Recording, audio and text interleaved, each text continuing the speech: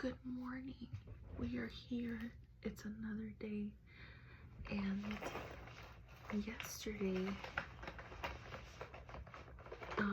yesterday I went to go pick up some books from my local library.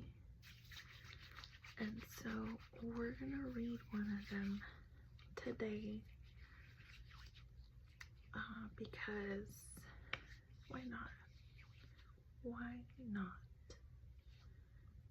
We are alive another day, and let's spread art, knowledge, kindness, and loving vibes, loving energy to everybody. We really need it right now. I was starting my morning with, I started my morning with I think they were Chilean or Peruvian or Ecuadorian like music. They're very pretty, like their version of like their folk music, and it's very uplifting, very reminiscent. Well, it sounds to me like what is her name, Simon and Garfunkel, kind of like or inspired by that type of music. The Condor Passes sounds like that type of music, and you know, it's a beautiful form of art. We appreciate humanity, life, nature, and existence overall. So we're gonna read a little bit of Clara and the Sun, and forgive me if I mispronounce it, by Kazuo Ishiguro. He was the winner of the Nobel Prize in Literature. And just for some background, Kazuo Ishiguro was born in Nagasaki, Japan in 1954, moved to Britain at the age of 5. His 8 previous works of fiction have earned him many honors around the world, including the Nobel Prize in Literature and the Booker Prize. Oh, 2 of his books were made into films. He was given a knighthood in 2018 for services to literature. Holds the decorations of Chevalier de l'Ordre des Arts et des Lettres from France and the Order of the Rising Sun Gold and Silver Star from Japan. Okay, so we're gonna read. Sounds like a good time. And this book is In Memory of My Mother, Shizuko Ishiguro. Damn. Okay. When we were new, Rosa and I were mid-store on the magazine's table side and could see through more than half of the tape of the window, so we were able to watch the outside. The office workers hurrying by, the taxis, the runners, the tourist, beggar man and his dog, the lower part of the RPO building. Once we were more settled, manager allowed us to walk up to the front until we were right behind the window display, and then we could see how tall the RPO building was, and if we were there at just the right time, we would see the sun on his journey, crossing between the building tops from our side over to the RPO building side. When I was lucky enough to see him like that, I'd lean my face forward to take in as much of his nourishment as I could, and if Rosa was with me, I'd tell her to do the same.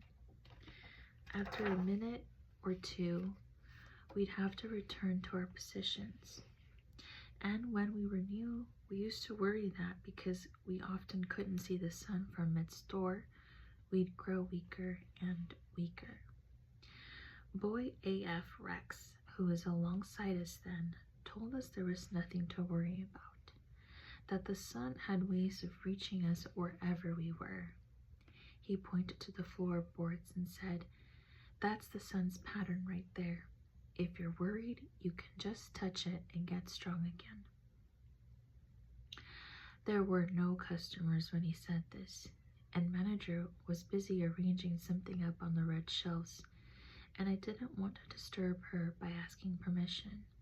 So I gave Rosa a glance, and when she looked back blankly, I took 2 steps forward, crouched down, and reached out both hands to the sun's pattern on the floor. But as soon as my fingers touched it, the pattern faded, and though I tried all I could, I patted the spot where it had been, and when that didn't work, rubbed my hands over the floorboards, it wouldn't come back. When I stood up again, Boy AF Rex said, "Clara, that was greedy. You girl AFs are always so greedy." Even though I was new then, it occurred to me straight away it might not have been my fault, that the sun had withdrawn his pattern by chance just when I'd been touching it. But Boy AF Rex's face remained serious. "You took all the nourishment for yourself, Clara. Look, it's gone almost dark." Sure enough, the light inside the store had become very gloomy. Even outside on the sidewalk, the towaway zone sign on the lamppost looked gray and faint. "I'm sorry," I said to Rex, then turned to Rosa. "I'm sorry, I didn't mean to take it all myself." "Because of you," Boy AF Rex said, "I'm going to become weak by evening." "You're making a joke," I said to him. "I know you are." "I'm not making a joke. I could get sick right now. And what about those AF's rear store? There's already something not right with them." "They're bound to get worse now. You were greedy, Clara." "I don't believe you," I said. But I was no longer so sure. I looked at Rosa, but her expression was still blank. "I'm feeling sick already," Boy AF Rex said, and he sagged forward. "But you just said yourself, the sun always has ways to reach us. You're making a joke. I know you are." I managed in the end to convince myself Boy AF Rex was teasing me. But what I sensed that day was that I had, without meaning to, made Rex bring up something uncomfortable, something most AFs in the store preferred not to talk about. Then not long afterwards, that thing happened to Boy AF Rex, which made me think that even if he had been joking that day, a part of him had been serious too. It was a bright morning, and Rex was no longer beside us because manager had moved him to the front alcove. Manager always said that every position was carefully conceived and that we were as likely to be chosen when standing at one as at another. Even so, we all knew the gaze of a customer entering the store would fall first on the front alcove, and Rex was naturally pleased to get his turn there. We watched him from mid-store, standing with his chin raised, the sun's pattern all over him, and Rosa leaned over to me once to say, "Oh, he does look wonderful. He's bound to find a home soon." On Rex's 3rd day in the front alcove, a girl came in with her mother.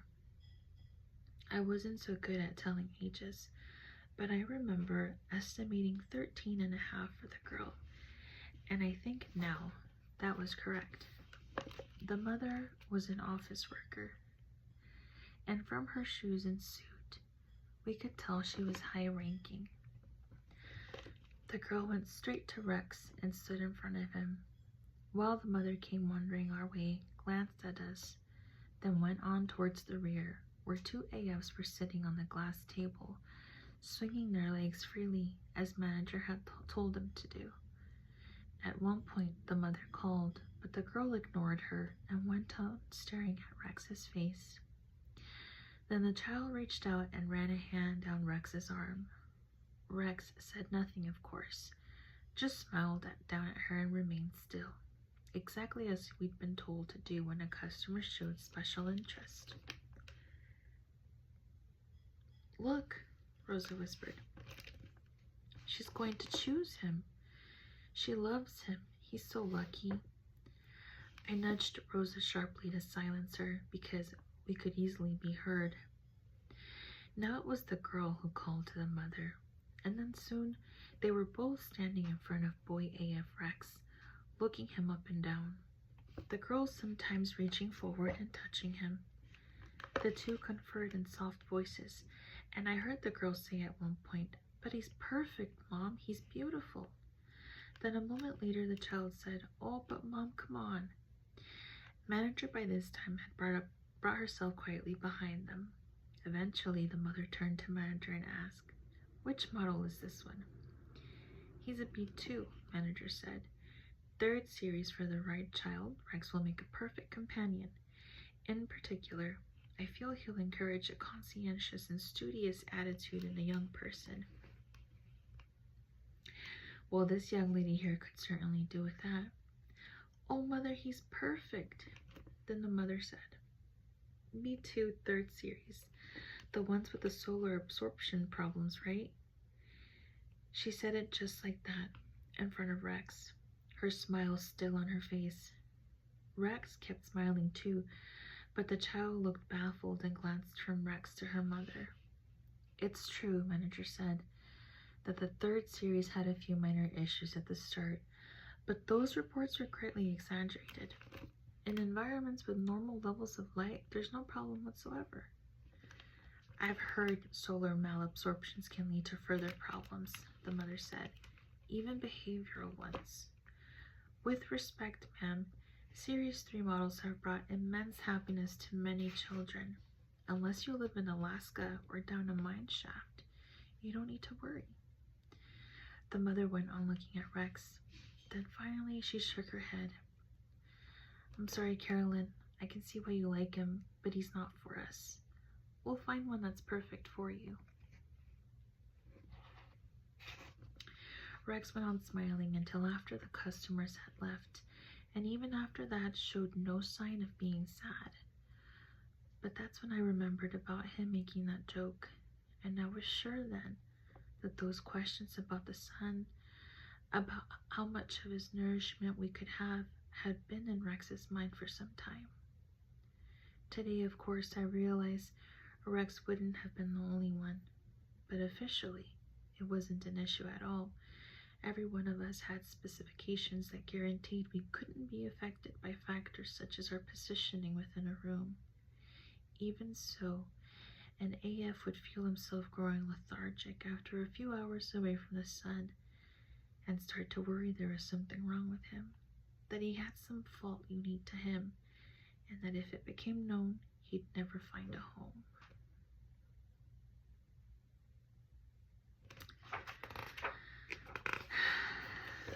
Damn.